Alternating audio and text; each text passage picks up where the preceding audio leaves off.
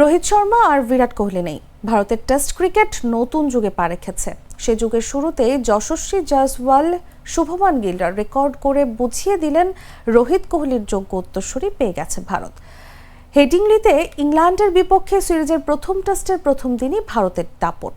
জয়সওয়াল আর শুভমান জোড়া সেঞ্চুরি হাঁকিয়েছেন।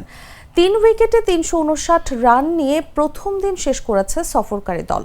জয়সওয়ালই ভারতের একমাত্র ওপেনার যিনি হেডিংলের মাঠে 100 রান করেছেন। শেষ পর্যন্ত 159 বলে 16 বাউন্ডারি আর 1 ছক্কায় 101 রান করে সাজঘরে ফেরেন এই তরুণ। এর পরের গল্পটা শুভমান গিলের। চতুর্থ উইকেটে ঋষভ পান্তকে নিয়ে 132 রানের জুটিতে অবিচ্ছিন্ন ভারতীয় অধিনায়ক। পান্ত 65 আর গিল অপরাজিত 127 রানে। এখন পর্যন্ত ইনিংসের 16টি 4 আর 1টি ছক্কা হাঁকিয়েছেন গিল। এর আগে ইংল্যান্ডের মাটিতে 4টি টেস্টে মাত্র 88 রান করেছিলেন গিল। অধিনায়ক হিসেবে দায়িত্ব পেয়েই হাঁকলেন সেঞ্চুরি।